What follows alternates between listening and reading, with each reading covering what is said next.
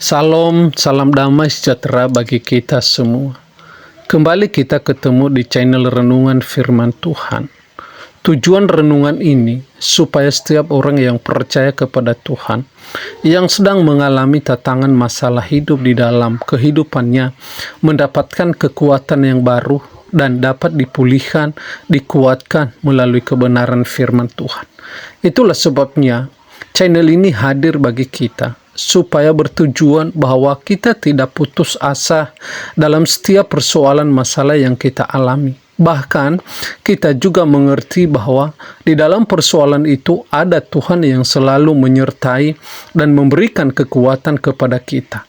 Itulah sebabnya tiap-tiap hari kita akan merenungkan kebenaran firman Tuhan. Sebelum kita merenungkan kebenaran firman Tuhan, terlebih dahulu kita berdoa di hadapan Allah. Bapa yang ada di dalam surga, yang penuh kasih di dalam setiap kehidupan kami bersyukur bahwa Tuhan selalu ada bersama kami, yang tidak pernah mengenal musim di dalam kehidupan kami. Itulah sebabnya kami sebagai anak-anak Tuhan yang tetap percaya di hadapan-Mu, kami serukan di hadapan-Mu, berikan bagi kami roh-Mu, berikan bagi kami kekuatan, sehingga semasa kami ada di dalam dunia, kami layak dikatakan bahwa anak-anak Tuhan, karena kami mampu mempertahankan iman kami di hadapan Tuhan. Terima kasih Bapa, berikan bagi kami roh-Mu, sehingga kami mengerti, memahami, dan kami tahu bahwa selalu ada Tuhan bersama-sama dengan kami. Terima kasih Bapa, inilah doa dan permohonan kami. Dalam nama Tuhan Yesus kami berdoa. Amin. Renungan kita pada saat ini kita ambil di dalam kitab Wahyu 2 ayat 8-11 kepada jemaat di Smyrna. Dan tuliskanlah kepada malaikat jemaat di Smyrna, inilah firman dari yang awal dan yang akhir, yang telah mati dan hidup kembali. Aku tahu kesusahanmu dan kemiskinanmu, namun engkau kaya, dan fitnah mereka yang menyebut dirinya orang Yahudi tetapi yang sebenarnya tidak demikian. Sebaliknya mereka adalah jemaat iblis. Jangan takut terhadap apa yang harus engkau derita. Sesungguhnya iblis akan melemparkan beberapa orang dari antaramu ke dalam penjara, supaya kamu dicobai dan kamu akan beroleh kesusahan selama 10 hari. Hendaklah engkau setia sampai mati, dan aku akan mengaruniakan kepadamu mahkota kehidupan. Siapa bertelinga, hendaklah ia mendengarkan apa yang dikatakan Roh kepada jemaat-jemaat. Barang siapa menang, ia tidak akan menderita apa-apa oleh kematian yang kedua. Tema kita, tetap setia sekalipun sulit. Tetap setia sekalipun sulit. Setia ketika dalam keadaan baik-baik saja ataupun berkelimpahan, ini suatu biasa. Meski tidak semua orang bisa melakukannya, namun setia di saat keadaan sulit, bahkan menderita, ini yang luar biasa. Situasi yang dialami jemaat Smyrna serupa dengan yang dialami jemaat Efesus. Sama-sama kelompok minoritas yang hidup di tengah-tengah masyarakat yang menyembah dewa-dewa. Bahkan warga Smyrna juga menyembah Kaisar Tiberius. Tiap tahun warga Smyrna harus memberi persembahan di altar kuil Tiberius sambil berkata, "Kaisar itu Tuhan." Tentu saja orang Kristen di Smyrna tidak mau menyembah dewa maupun sang kaisar. Oleh karena itu, mereka mengalami beberapa penganiayaan. Mereka dikucilkan, baik secara sosial maupun perekonomian. Rumahnya dibakar, difitnah, ditawan, dipukuli. Bahkan jiwa tidak mau menyangkal Yesus bisa diadu dengan binatang buas. Ketika surat ini ditulis, setidaknya sudah ada 11 hamba Tuhan diserahkan kepada binatang buas karena mempertahankan iman. Kata kesusahan digecet dengan beban berat, pada ayat 9 menunjukkan bahwa mereka benar-benar mengalami penganiayaan dan penindasan.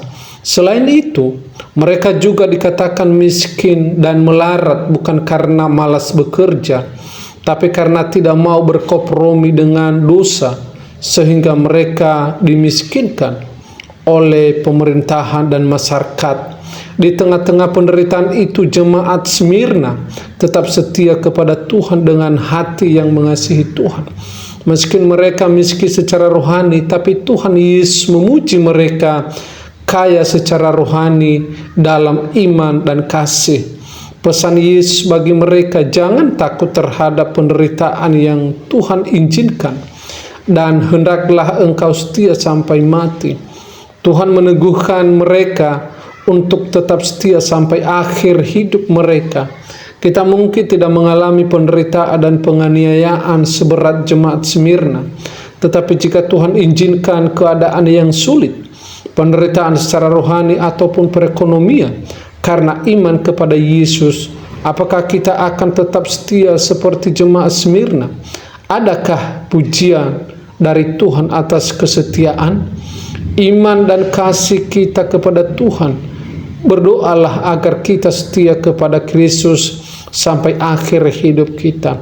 Apapun keadaan yang Tuhan izinkan kita alami, dan kita akan menerima mahkota kehidupan yang Tuhan janjikan kepada kita. Bapak, Ibu, dan Saudara yang dikasihi oleh Tuhan Yesus Kristus, jemaat yang ada di Smyrna adalah jemaat yang setia kepada Tuhan. Tetapi kesetiaan mereka mengalami balasan di mana mereka ada. Mereka akan mengalami masalah dan penderitaan yang diakibatkan oleh orang-orang yang ada di sekeliling mereka. Tetapi mereka juga tetap mempertahankan iman mereka, karena mereka menyadari bahwa kasih Tuhan terhadap diri mereka lebih besar daripada penderitaan mereka. Dan sekalipun ancaman mereka, bahkan dikatakan di dalam bagian itu bahwa ada beberapa orang yang telah meninggal karena mengalami penderitaan yang diakibatkan oleh kaisar pada zaman itu dan orang-orang yang ada di Smyrna. Tetapi sekalipun nyawa mereka hilang, tetap mereka percaya dan setia kepada Tuhan. Ini adalah teladan iman yang diberikan dan diturunkan kepada setiap orang yang percaya. Karena yang dibutuhkan bukan orang yang hebat, tetapi orang yang setia kepada Tuhan. Bukan orang yang kuat, tetapi orang yang tetap taat atas perintah Tuhan terhadap diri mereka. Itulah sebabnya setiap kita diajarkan pada saat ini, seberat apapun persoalan itu, jangan pernah meninggalkan Tuhan dan jangan tidak setia kepada Tuhan. Karena Tuhanlah segala sesuatu, sumber kekuatan dan kesetiaan itu, sehingga dikatakan kita adalah orang pemenang karena Tuhan ada bersama-sama dengan kita. Terima kasih Bapa yang baik, yang penuh dengan kasih. Saat ini kami menyerah ke dalam tangan-Mu buat hidup kami. Tuhan, tolong kami, mampukan kami, sehingga bisa kami setia di hadapan-Mu. Inilah doa dan permohonan kami. Dalam nama Tuhan Yesus kami berdoa. Amin. Demikianlah renungan firman Tuhan ini. Semoga Bapak Ibu dapat diberkati. Jika Bapak Ibu diberkati melalui renungan ini, silakan like, komen, dan subscribe. Atau tinggalkan pesan-pesan di kolom komentar, atau juga pokok-pokok doa yang bisa kami doakan bersama-sama. Terima kasih, Tuhan Yesus memberkati.